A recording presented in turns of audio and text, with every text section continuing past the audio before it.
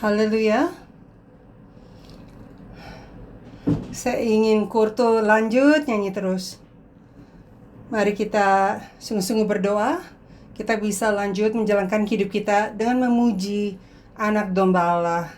Hari ini ayat pembukaan kita juga tentang mereka yang telah mencuci jubahnya dengan darah anak domba. Judul firman hari ini adalah suatu kumpulan besar orang banyak memakai jubah putih.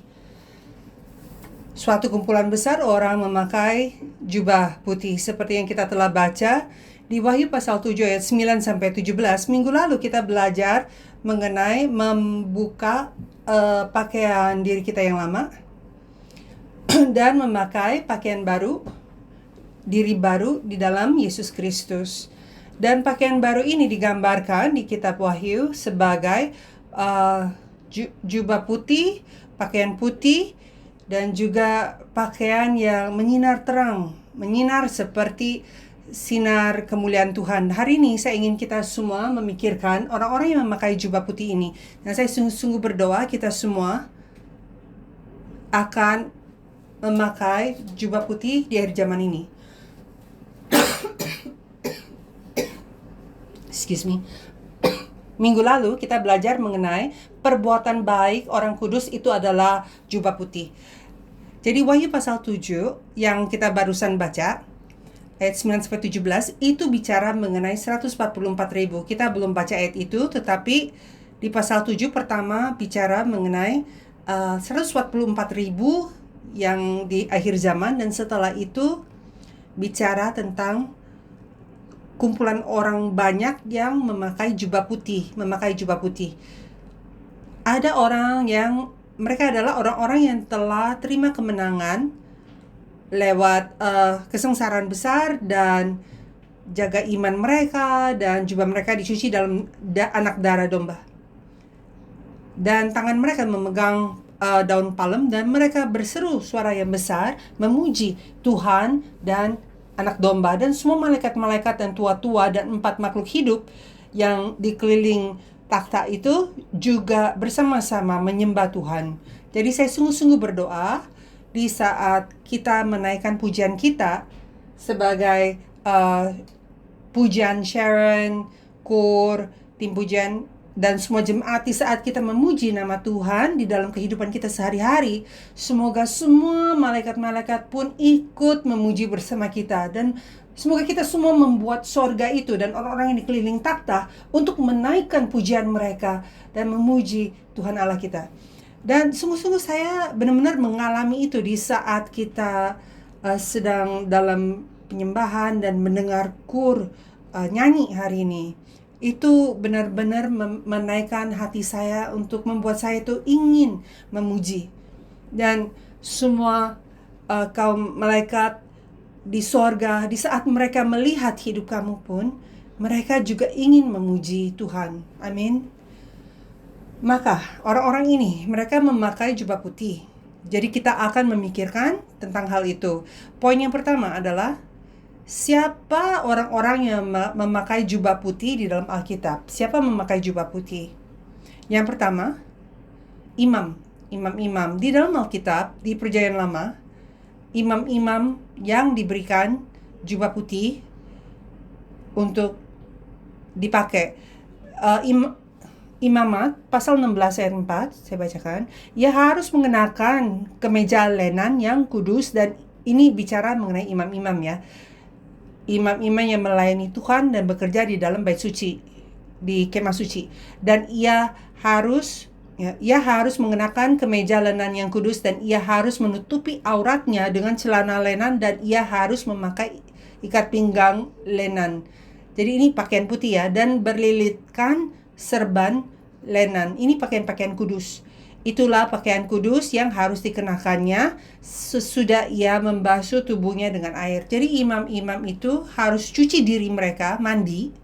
Setelah itu memakai kemeja lenan yang kudus, terus kayak celana lenan, terus ikat pinggang lenan, berlilitan serban lenan. Bisa bayangkan nggak? Semua putih. Dari ujung kepala sampai ujung kaki, mereka ditutup dengan pakaian putih. Dan ayat ini mengatakan Ini adalah pakaian kudus, dan saya percaya Tuhan telah memanggil kita semua untuk bekerja dan melayani di dalam bait suci Dia, di dalam gereja Dia. Itu artinya kita harus mandi diri kita secara rohani. Artinya dosa kita tuh harus dicuci dengan darah Yesus Kristus, dan memakai linen, pakaian linen dari ujung kepala sampai ke ujung kaki. Semoga kita itu dikenakan dengan kekudusan Yesus. Yang kedua, Yesus yang memakai pakaian putih, terutama di saat dia diubah dan dibangkitkan. Mari kita lihat Lukas pasal 9 ayat 29. Lukas 9 ayat 29. Ketika ia sedang berdoa, rupa wajahnya berubah dan pakaiannya menjadi putih berkilau-kilauan. Hal yang sama, tapi di kitab Matius, di Matius 17 ayat 2, ini di Bukit Ubah, dan dikatakan, lalu Yesus berubah rupa di depan mata mereka, wajahnya bercahaya seperti matahari dan pakaiannya menjadi putih bersinar seperti terang. Jadi kita bisa melihat bahwa putih di sini bukan hanya warna putih, tetapi ini bicara mengenai warna cahaya. Maka pakaiannya Yesus adalah terang. Jadi kita sudah belajar bahwa Adam sebelum berdosa di Taman Eden, dia ditutup dengan kemuliaan Tuhan dan dia tidak melihat atau merasa malu. Tidak melihat kemaluan. Jadi semoga kita semua bisa datang ke posisinya Yesus, tingkatan Yesus, di mana kita tuh dipenuhi dengan sinar terang kemuliaan Tuhan, dan kemaluan kita tidak hanya ditutup tetapi akan dicuci semua, dan semua kegelapan. Kalau kita memakai jubah terang, maka semua kegelapan di dalam diri kita tuh akan diusir keluar. Yang ketiga, kita bisa melihat malaikat-malaikat memakai pakaian putih di dalam Alkitab. Mari kita lihat Kisah Para Rasul pasal 1 ayat 10. Kan malaikat itu adalah makhluk sorgawi. Kisah Para Rasul pasal 1 ayat 10 dikatakan, ketika mereka sedang menatap ke langit waktu ia naik itu, tiba-tiba berdirilah dua orang yang berpakaian putih dekat mereka. Jadi ini waktu murid-muridnya melihat Yesus naik ke sorga kan, dan tiba-tiba ada dua orang yang berpakaian putih berdiri dekat mereka, dan setelah itu dikatakan bahwa mereka ini adalah utusan Tuhan. Jadi malaikat ini bukan hanya makhluk surgawi yang ada sayap, tetapi kalau menurut bahasa aslinya, mau itu dalam bahasa Ibrani atau Yunani, mereka adalah pengantar Tuhan. Mereka adalah orang-orang yang membawa firman Tuhan dan menggenapinya dan menyampaikan pesan firman. Mereka ini adalah malaikat. Maka malaikat dan makhluk surgawi memakai jubah putih. Semoga kamu, di saat kamu membawa kabar baik, Injil kepada orang lain, semoga kamu pun memakai jubah putih dan beritakan kepada mereka kabar baik tentang kehidupan. Wahyu 15 ayat 6, 7 malaikat itu yang keluar dari bait suci memakai jubah putih, memakai linen terang dan bersih. Yang keempat, 24 tua-tua yang kelilingin takhta Tuhan itu juga memakai jubah putih, Wahyu pasal 4 ayat 4. Dan sekeliling takhta itu ada 24 takhta, dan di takhta itu duduk 24 tua-tua yang memakai pakaian putih dan mahkota emas di kepala mereka. Lalu yang kelima, yang terakhir, orang kudus di akhir zaman. Dan saya percaya itu adalah kita semua.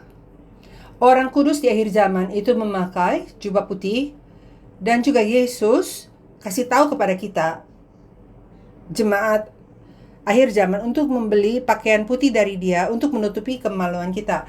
Wahyu pasal 3 ayat 18, mari kita lihat itu. Maka aku menasehatkan engkau supaya engkau membeli daripadaku emas yang telah dimurnikan dalam api, agar engkau menjadi kaya, dan juga pakaian putih supaya engkau memakainya, agar jangan kelihatan ketelanjanganmu yang memalukan, dan lagi minyak untuk memulas matamu supaya engkau dapat melihat. Ini adalah Yesus sedang bicara kepada 7 gereja, 7 jemaat di akhir zaman.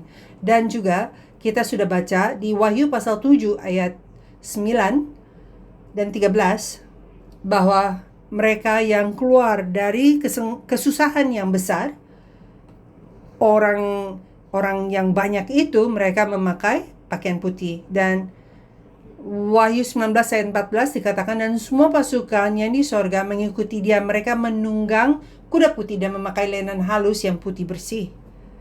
Artinya, kecuali kita memakai pakaian putih, kita tidak bisa mengikuti dia. Ya, udah pasti kita sedang bicara pakaian rohani ya. Jadi mari kita tanya diri kita sendiri masing-masing, apakah saya memiliki pakaian putih ini? Ataukah pakaian saya ternodai dengan kekotoran, dengan dosa, dengan tumpahan darah, hal-hal yang berbeda. Menurut kamu apa mengenai pakaian kamu masing-masing? Apakah warnanya putih, bersinar, seperti terang kemuliaan Tuhan? Tidak ada yang mau melihat mata saya sekarang? Pada menghindar. Kalau terang bersinar, bilang amin. Kalau kita bisa lihat amin tuh beda-beda. Amin yang rasa malu dan amin yang yakin. Tidak begitu pede mengatakan amin atau terpaksa mengatakan amin. Jadi itu amin yang mana? Ataukah kita lebih setuju dengan pakaian saya itu sedikit ternodai, sedikit sobek? Nggak apa-apa, karena di Wahyu pasal 3 ayat 5 Yesus bilang dia yang mengalahkan akan dikenakan pakaian putih. Jadi tahu gak, kita tuh sebenarnya nggak ada kemampuan untuk bisa cuci pakaian kita sendiri. Kita tidak bisa menghilangkan noda itu. Bahkan pakaiannya pun kita tidak memilikinya kalau dia tidak memberikannya kepada kita. Maka dia katakan, apa yang kita harus lakukan adalah menang. Barang siapa menang, ia akan dikenakan pakaian putih. Yang demikian, aku tidak akan menghapus namanya dari kitab kehidupan. Amin. Jadi orang yang telah menerima pakaian putih, yang telah memakainya, nama mereka tidak akan dihapus dari kitab kehidupan. Maka mari kita terima pakaian putih itu. Amin. Dan mari kita, semoga nama kita itu ditulis di dalam kitab kehidupan. Pengkhotbah pasal 9 ayat 8 juga mengatakan kepada kita, biarlah selalu putih pakaianmu dan jangan tidak ada minyak di atas kepalamu. Maka bagaimana kita bisa tetap jubah kita tuh, pakaian kita selalu putih? Secara hurufiah gimana? Kalau misalkan contohnya ini kan putih, bagaimana ini bisa tetap putih terus? Harus cuci terus kan? Iya.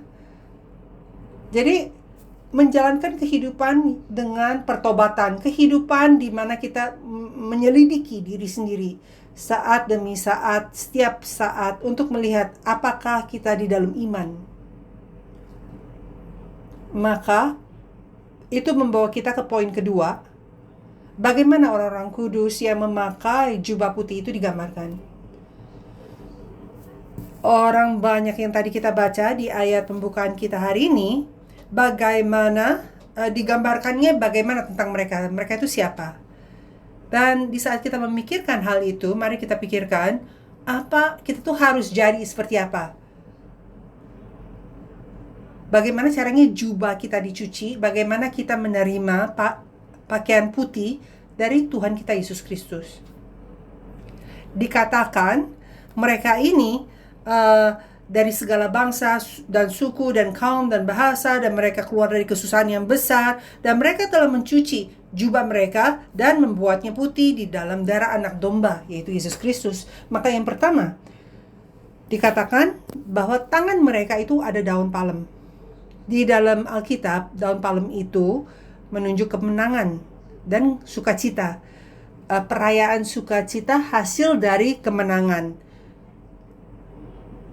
Imamat 23 ayat 40 dan Yohanes pasal 12 ayat 13 sebagai ayat referensi. Artinya, orang-orang ini mereka telah menang. Mereka telah menerima kemenangan. Memiliki daun-daun palem di tangan mereka menunjuk bahwa mereka ini sudah menang. Mereka telah mengalahkan apa? Mereka telah mengalahkan dosa. Jadi mari kita pikirkan mengenai hal ini. Apa yang telah kita mengalahkan? Apakah kita sudah mengalahkan dosa? Apakah kita masih berperang untuk mengalahkan dosa? Yang kedua, kita harus mengalahkan dunia ini. Cobaan, godaan dari dunia ini. Situasi dunia ini. Dunia ini yang menuntun kita menjadi lebih jauh dari Tuhan. Dunia ini yang membuat kita bingung untuk mengerti firman Tuhan. Dunia yang membuat saya, menggoda saya dengan penghiburan dan kenikmatan yang melawan kehendak Tuhan. Saya bukannya bilang Tuhan itu nggak mau kita nyaman, tetapi kenyamanan dan kenikmatan yang melanggar kehendak Tuhan. Dan mereka juga telah mengalahkan diri mereka sendiri. Kita harus mengalahkan diri kita sendiri.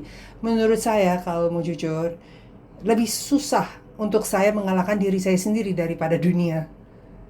Setuju gak? Pernah gak coba? Lalu akhirnya mereka telah mengalahkan iblis. Dari 4 ini, kamu telah mengalahkan berapa? Dari 4 ini, kita sedang berperang sama yang mana? Ada waktu di mana dulu saya lebih muda, yang saya itu takut sama iblis. Takut hantu. Kayaknya saya pernah ceritakan ini deh. Setiap kali saya lihat cermin pagi hari, saya bilang, itu si iblis. Jadi saya takut dengan diri saya sendiri dan iblis. Dan kadang saya masih melihat iblis di dalam diri saya. Mungkin kamu bisa melihat iblis lebih banyak di dalam diri aku daripada aku lihat di dalam diri aku sendiri. Bagaimanapun, setelah itu aku takut dengan kejahatan di dalam dunia ini. Saya takut dengan penyakit, saya takut kena kecelakaan, saya takut dengan kegelapan yang masuk dalam hati saya dan hidup saya takut dengan pekerjaan iblis. Tetapi saat saya bertumbuh semakin tua dan semoga lebih dewasa dalam iman, saya mulai sadar melalui firman Tuhan, lewat kepercayaan yang Tuhan berikan kepada kita. Jangan takut. Kamu sedang bergulat dengan apa? Apakah kamu sedang memenangkan situasi dan godaan yang setan berikan? Atau diri kamu sendiri? Keras kepala kamu atau diri kamu yang melanggar kehendak Tuhan? Apakah kamu telah mengalahkan situasi dan kegelapan? Apa yang mengizinkan aku untuk sadar bahwa saya tidak perlu takut dengan iblis adalah di saat saya mulai sadar melalui Alkitab. Iblis tidak bisa melakukan apapun kepada kamu, percaya gak?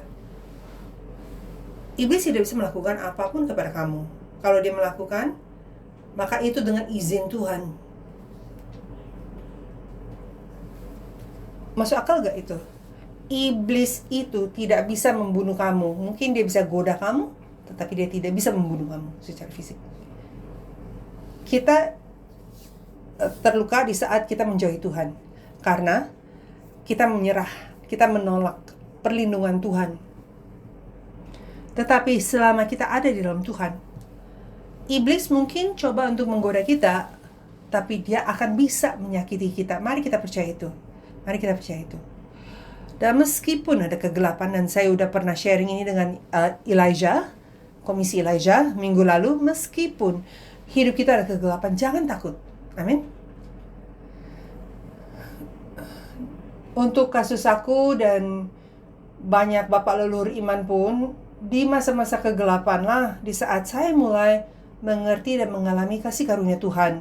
Dan melalui saat-saat gelap itu, di saat saya bisa menjadi tambah dewasa dalam iman, lebih dari saat-saat nyaman atau kemakmuran atau kenyamanan. Saya bukannya bilang cari kegelapan, tetapi kadang di saat terang datang, kita bisa melihat kegelapan itu lebih jelas. Gelap itu menjadi terlalu besar dalam hidup kita. Tetapi selama kita berpegang kepada sinar terang itu, selama kita pegang kepercayaan dalam Tuhan, saya percaya bahwa Tuhan akan menyelamatkan kita di masa-masa gelap itu. Yang penting adalah kita menemukan Tuhan bahkan di masa-masa yang gelap. Karena Tuhanlah satu-satunya yang bisa mengatakan kegelapan itu sudah tidak gelap lagi.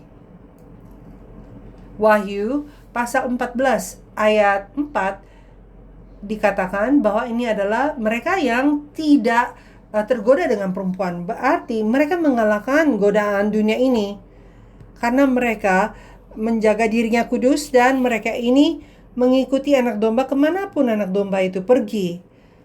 Mereka telah mengalahkan diri mereka sendiri, maka mereka bisa mengikuti anak domba itu kemanapun. Dan mereka sudah dibeli, ditebus dari antara manusia sebagai korban-korban sulung bagi Allah dan bagi anak domba itu. Dan sudah jelas nama-nama mereka ditulis dalam kitab kehidupan. Semoga ini menjadi gambaran semua jemaat Gereja Sion kita. Amin. Yang kedua, mereka ini dari segala bangsa, suku, kaum, dan bahasa. Dari semua bangsa. Dari sini beritahu kepada kita bahwa ada penggenapan penyelamatan Tuhan dan pekerjaan penebusan Tuhan. Firman akhir zaman telah disampaikan dan orang yang ramai ini datang sebagai buah. Saya sungguh-sungguh doa kamu dan saya bisa hidup untuk melihat hal ini terjadi. Firman Tuhan disampaikan. Dan orang-orang ini yang telah mendengar firman Tuhan sedang datang menjadi satu. Dan itu adalah orang banyak yang tidak terhitung dari segala bahasa, bangsa, suku, dan kaum. Dan jubah mereka telah dicuci dengan darah Yesus Kristus, darah anak domba. Di Kisah Para Rasul pasal 1 ayat 8, waktu Yesus diangkat naik ke sorga, Yesus bilang, kalian menerima kuasa di saat Roh Kudus datang kepadamu. Dan kamu ini akan menjadi saksi-saksiku di mana di Yerusalem, seluruh Yudea, dan bahkan ke ujung-ujung bumi. Matius 24 ayat 14, Yesus sendiri mengatakan hal ini mengenai akhir zaman. Dia bilang, dan akan ada perang, dan akan ada ingan kuat, gempa bumi, itu semua ada di dunia, tapi kiamat itu belum. Lalu di ayat 14 dia bilang, dan Injil kerajaan ini akan diberitakan di seluruh dunia, menjadi kesaksian bagi semua bangsa. Sesudah itu barulah tiba kesudahannya. Apakah akhir itu sedang datang? Bentar lagi.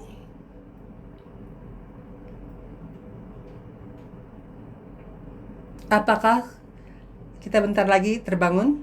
Apakah kiamat itu akan datang dalam waktu yang pendek dekat ini? Kamu tahu gak? Tanda-tandanya apa? Kita bilang, oh ya ada perang di Ukraine, oh ada perang dan gempa bumi dan ada musim kelaparan. Itu semua tanda-tanda, tetapi Yesus bilang itu belum akhir. Tanda satu-satunya yang Yesus kasih tahu dengan jelas adalah di saat Injil kerajaan Tuhan itu sudah disampaikan ke ujung bumi. Sekarang saya tanya lagi, apakah akhir itu bentar lagi akan datang? Kenapa? Kenapa iya? Karena firman itu sedang keluar. Amin. Firman itu sedang keluar ke semua bangsa-bangsa. Itu sebabnya nama Hora. Hora, sejarah penebusan untuk semua bangsa. Itu kata singkatannya. Firman keluar, dan firman itu akan membawa mereka kembali. Apakah kita sedang menantikan hal ini? Melihat hal ini terjadi? Amin. Hanya satu orang. Yang lain, kalian semua takut? Apakah kita takut? Apakah kita belum siap? Saya bukannya ingin atau mengatakan kayak orang-orang yang pendeta sesat yang bilang, oh bentar lagi kiamat, berapa hari lagi. Tidak, saya hanya setia kepada firman Yesus Kristus. Dan saya sudah mengatakan, karena Gereja Sion diberikan tugas ini untuk menyampaikan firman ke ujung bumi, maka mari kita berdoa agar usaha-usaha kita akan membawa firman ke banyak bangsa, dan mereka akan datang kepada Tuhan Yesus Kristus. Sekarang saya kan awalnya sebut di Wahyu pasal 7 itu bicara mengenai 144.000. Setelah itu ada orang yang banyak itu, 144.000 seperti anak sulung di dunia ini, yang juga memakai jubah putih, mereka tidak tercemar. Dan orang yang banyak itu bicara tentang buah dari khotbah mereka atau ajaran mereka. Jadi mari kita pikirkan poin yang ketiga ini, gambaran mengenai orang yang banyak ini.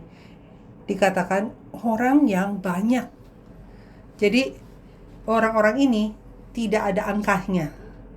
Beda dari 144.000 yang digambarkan dengan sebuah angka, orang-orang ini tidak diberikan angka. Dan ini adalah penggenapan Kejadian pasal 15 ayat 5. Kejadian 15 ayat 5, lalu Tuhan membawa Abram keluar serta berfirman. Coba lihat ke langit. Ini Tuhan bicara kepada Abraham. Coba lihat ke langit, hitunglah bintang-bintang. Jika engkau dapat menghitungnya, maka firman-Nya kepadanya, demikian banyaknya nanti keturunanmu. Jadi Tuhan sedang mengatakan bahwa tidak bisa terhitung. Demikianlah banyaknya nanti keturunanmu. Maka orang yang banyak ini yang tidak terhitung, tidak ada angkanya, ini adalah keturunan Abraham di akhir zaman. Maka 144.000 itu adalah orang-orang yang terpilih, yang dipanggil duluan untuk menyampaikan, ambil firman ini, sampaikan ke semua bangsa-bangsa. Dan hasil dari itu, orang-orang ini yang telah menerima firman ini menjadi anak-anak Abraham. Amin.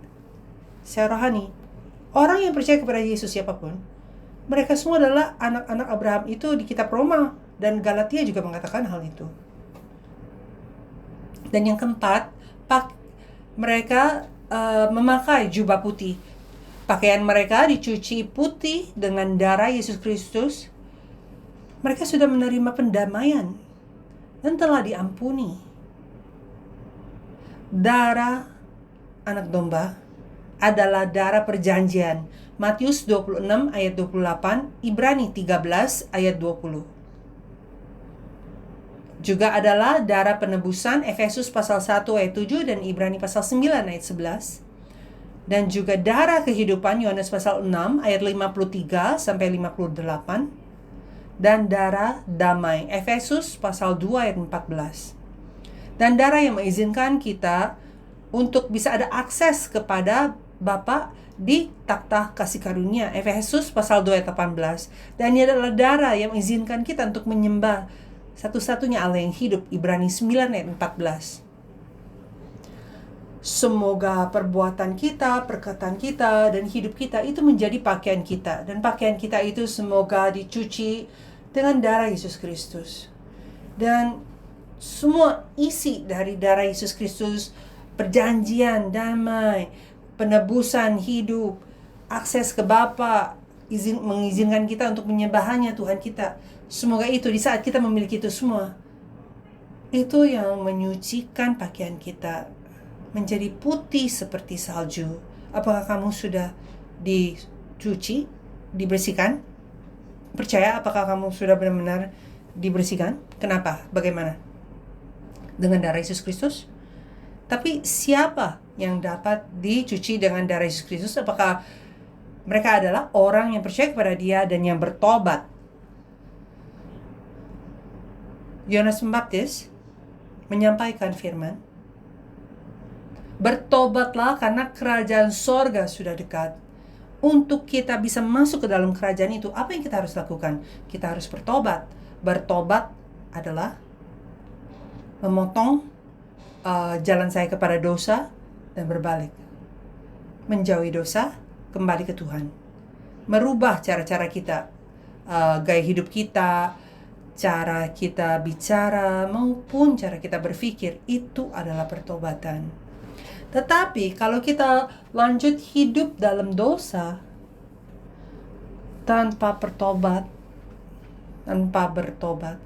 maka kita tidak bisa bilang bahwa kita telah dicuci dengan darah Yesus Kristus. Ya udah pasti, pertobatan itu pun perlu dituntun oleh Roh Kudus. Tetapi kalau kita nggak ada hati untuk mau bertobat, dan kita tahu bahwa jalan hidup kita saat ini adalah hidup dalam dosa, dan kamu nggak ada hati untuk melepaskan dosa itu atau berbalik dan minta Tuhan untuk mengampuni kita, maka apakah itu masuk akal? Bayangkan diri kamu di dalam air kotoran sampai ke leher, tenggelam sampai ke leher kita, air kotoran. Bisa bayangkan itu gak? Apa kamu menikmatinya? Tidak? Air yang keluar, yang kita flush, yang dengan bahkan air kotoran, segala macam kotoran kita lihat mengambang. Sekarang kita ingin apa? Apa yang kita inginkan? Apakah kamu sudah bayangkan kamu di dalam air kotoran? Apa yang kamu ingin lakukan? Apa yang kamu perlukan? Saya ingin dibersihkan. Kalau kamu ingin dibersihkan, persis ya, kamu harus keluar. Tapi kamu gak mau keluar. Kamu mau bersih aja. Sering sekali posisi kita kayak begitu. Kita di dalam dosa, tapi kita mau bersih, tapi kita tidak mau keluar. Maka apa yang kamu lakukan? Kamu ambil sabun, dan di dalam air kotoran itu kamu mandi. Di dalam air kotoran, apakah kamu akan bersih? Kuasa darah. Tapi kamu masih dalam kehidupan dosa. Ada di dalam Alkitab orang-orang yang diberikan posisi yang hormat, pakaian yang baru, tetapi mereka tidak muat. Pakaian itu tidak pas untuk mereka. Mereka suka posisinya, suka posisi atau tempatnya, tetapi mereka tidak berubah cara kehidupan mereka. Mereka tidak bertumbuh dalam iman. Dan saat waktunya untuk mentaati firman Tuhan, karena mereka tidak menguduskan diri mereka dalam firman Tuhan, mereka tidak bisa taat. Dan akhirnya pakaian itu, posisi itu, tempat itu menjadi terlalu berat untuk mereka. Menjadi beban yang menekan mereka. Membuat mereka jatuh. Ingat waktu Daud pergi berperang dengan Goliat, Raja Saul kasih dia pakaian perang kan, terlalu besar, terlalu berat. Daud itu menolaknya, dia bilang enggak, saya akan perang dengan kuasa Tuhan, pekerjaan Tuhan. Dan contohnya juga Raja Saul, dia juga diberikan jubah raja. Raja pertama Israel. Tetapi jubah itu terlalu berat untuk dia. Di saat Tuhan suruh dia menuntun dengan iman dan ketaatan, dia tidak bisa melakukan hal itu. Itu menjadi terlalu berat untuk dia. Eli dan anak-anaknya, dan banyak imam-imam yang kita pelajari di dalam Alkitab yang korup. Mereka suka banget untuk memakai jubah-jubah imam besar yang kelihatannya wah di luar, tapi dalam diri mereka tidak ada kekudusan. Saya sungguh-sungguh doa jubah kita benar-benar dicuci dengan darah Yesus Kristus. Bukan hanya tampaknya secara luar, pakaian kita secara luar, bukan hanya gambaran kita secara luar, tetapi dari dalam. Semoga kita itu dicuci dan kita dilatih agar di saat waktu tiba untuk Tuhan minta ketaatan dari kita, kita bisa langsung memberikannya. Kita kan sedang kita akan ada kebaktian dedikasi atau pentabisan. Bukan hanya gereja itu, tempat itu, dan bukan hanya 6 diaken yang mentabiskan, tapi seluruh jemaat Sion. Dan pentabisan ini mirip dengan makan perjamuan kudus. Dan perjamuan kudus itu saya selalu bilang, kalau kamu merasa diri kamu tidak layak di hadapan Tuhan, kalau kamu tidak merasa diri kamu siap di hadapan Tuhan, jangan makan perjamuan kudus darah Yesus Kristus dan daging tubuh Yesus Kristus. Jadi kita tuh harus hormati Tuhan sampai segitu, sekudus itu. Kalau kita masih tetap hidup dalam dosa dan kita bilang, oh saya sedang dedikasi hidup saya kepada Tuhan, kita adalah pendusta.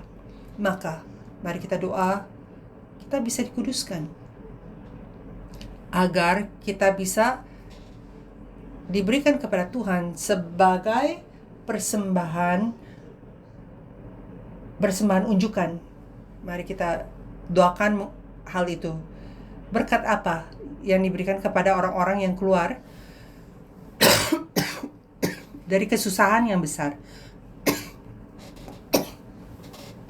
Di ayat pembukaan kita hari ini, Wahyu 7 ayat 15-17, dikatakan berkat untuk bisa ada di hadapan takhta Allah. Ayat referensi Mazmur 89 ayat 14, Mazmur 97 ayat 2, Yesaya 66 ayat 1, dan Ibrani 4 ayat 16. Saya bacakan Yesaya. Beginilah firman Tuhan, langit adalah takhtaku dan bumi adalah tumpuan kakiku. Rumah apakah yang akan kamu dirikan bagiku, dan tempat apakah yang akan menjadi perhentianku? Tuhan sedang mengatakan bahwa takhta Dia begitu besar, begitu di atas semuanya, segalanya. Dunia ini, gedung itu tidak bisa menjadi rumah Tuhan. Apa yang Tuhan sedang katakan? Apa artinya? Berkat untuk ada di hadapan takhta Tuhan. Kita kan sudah belajar semesta alam itu sebesar apa. Ingat gak menonton videonya? Betapa kecilnya kita. Takhta Tuhan itu ada di atas segalanya. Takhta Tuhan itu lebih besar dari itu semua. Dan untuk kita ada di hadapan takhta Tuhan, artinya kita di atas seluruh semesta alam. Yang kedua, berkat untuk melayani Dia siang dan malam. Saya ingin mengucap syukur kepada Tuhan dan semua orang yang datang untuk bersih-bersih gereja kemarin. Dan memikirkan hal kemarin itu sangat fun dan kita semua senang untuk melakukan pekerjaan Tuhan, kan? Amin. Hanya 4 orangnya, amin. Ya, tetapi secara fisik capek, kan? Amin. Ya, semua orang jawab amin. Saya berdiri sepanjang hari, dan waktu saya pulang, saya langsung KO. Pagi-pagi saya bangun, saya ingin tetap tidur. Untuk orang-orang yang fit nggak apa-apa, tapi untuk orang-orang kayak saya sangat sulit. Tapi Alkitab bilang berkat untuk orang-orang yang memakai jubah yang benar, yang melayani Dia siang dan malam. Ingin gak itu? Apakah kalian benar-benar mau melayani Tuhan siang malam setiap hari? Tidak akan seperti itu, kan? Kata melayani latreuo dalam bahasa Yunani, kata ini sama dengan abad. Kalian semua udah tahu, kan? Abad artinya apa? Artinya untuk melayani dan menyembah. Dan di Mazmur 84 ayat 11, penulis Mazmur ini menggambarkan kata abad ini dengan baik. Dia bilang, sebab lebih baik 1 hari di pelataranmu daripada 1000 hari di tempat lain. Lebih baik berdiri di ambang pintu rumah Allahku daripada diam di kemah-kemah orang fasik. Untuk melayani Dia siang dan malam, artinya kamu akan menikmati sukacita, kesenangan, damai, rasa bahagia, kemuliaan Tuhan siang dan malam. Itu adalah pemulihan dari berkat yang ada di Taman Eden. Yang ketiga, perlindungan melalui kemuliaan Tuhan. Tuhan bilang Dia akan kemah sucinya Tuhan itu akan di atas kita. Kemah suci itu menunjukkan hadirat Tuhan dan kemuliaan Tuhan. Yang keempat, tidak lagi menderita atau kesakitan, tetapi akan menerima berkat yang berlimpah. Matius 5 ayat 6, Yohanes 6 ayat 35, dan Yesaya 49 ayat 10 dikatakan tidak akan lapar, tidak akan haus, tidak akan menderita, tidak akan ada air mata lagi. Sekarang kan kita mengalami penderitaan dan kesusahan, tetapi Tuhan akan menghapus semua air mata kita. Yang kelima, anak domba akan menjadi gembala mereka. Nggak usah khawatir mengenai apa-apa lagi. Dia yang akan tuntun kita. Dia akan kasih tahu kita arah kita harus kemana. Yang keenam, Tuhan akan menghapus semua air mata dari mata mereka. Kita akan baca satu ayat lagi dan selesai. Wahyu 21 ayat 2-4. Wahyu 21 ayat 2-4. Mari kita baca sama-sama. Dan mari kita membacanya dengan mengharapkan hari itu di mana Dia akan memberi kita ayat ini menjadi nyata. Sama-sama. 1, 2, 3. Dan aku melihat kota yang kudus, Yerusalem yang baru, turun dari sorga, dari Allah, yang berhias bagaikan pengantin perempuan yang mendandan untuk suaminya. Lalu aku mendengar suara yang nyaring dari takhta itu berkata, lihatlah kemah Allah yang ada di tengah-tengah manusia, dan Ia akan diam bersama-sama dengan mereka, dan mereka Ia akan menjadi Allah mereka, dan Ia akan menghapus segala air mata dan mata mereka dari mata mereka, dan maut tidak akan ada lagi, tidak akan ada lagi berkabung atau ratap tangis atau duka cita, sebab segala sesuatu yang lama itu telah berlalu. Jadi kemah suci Tuhan akan bersama kita, artinya Dia berdiam bersama kita. Kita akan menjadi umatnya, dan Tuhan akan ada di sekeliling kita. Jadi mari kita mengharapkan hal ini, dan seperti kita telah mencuci gereja, semoga kita pun dicuci, dan jubah kita pun dicuci menjadi putih seperti salju, dan kemanapun kita pergi, semoga pakaianmu, perbuatanmu bersinar terang untuk memberi terang dan pengertian kepada banyak orang. Mari kita berdoa. Tuhan Allah Bapa kami mengucap syukur untuk kasih karunia-Mu. Kami mengucap syukur Engkau telah memanggil kami, memilih kami untuk menjadi 144.000 rohani di akhir zaman ini, untuk menjadi bagian dari orang banyak yang memakai pakaian yang jubah putih. Allah Bapa kami berdoa, Engkau akan mengutus Roh Kudus-Mu agar pakaian kami bisa dicuci dengan darah Yesus Kristus. Dan Bapa, semua berkat ini yang Engkau telah janjikan kepada kami, bantu kami untuk bisa berjalan dengan Engkau. Bantu agar nama-nama kami bisa ditulis dalam kitab kehidupan dan tidak pernah dihapus. Dan Bapa kami doa agar Engkau akan masuk ke dalam hati dan kehidupan setiap orang di sini. Selamatkan kami dari kegelapan kami, Bapa. Tolong hapus semua noda-noda yang ada di pakaian dan jubah kami. Tolong cuci kami, Bapa. Engkau yang harus mencuci kami untuk kami ini bisa menjadi bersih. Dan Bapa, kami yang bertengkar dan bergulat dengan dosa kami, bantu kami bisa mengalahkannya. Bantu kami bisa menang. Bantu kami bisa nyanyi pujian kepada Engkau dan memberi ucapan syukur kepada Engkau untuk kemenangan yang Engkau telah berikan kepada kami. Dan Bapa, firman Tuhan saat ini sedang disampaikan ke semua bangsa-bangsa. Kami doa Bapa, agar Engkau akan mengizinkan kami untuk melihat hari di mana semua orang-orang ini dari segala bangsa, bahasa, kaum, dan bahasa akan datang memberi kemuliaan kepada Engkau dan merayakan sama-sama dengan kami. Semoga hari itu datang di zaman kami. Terima kasih untuk kasih karunia-Mu. Dalam nama Tuhan Yesus kami doa. Amin.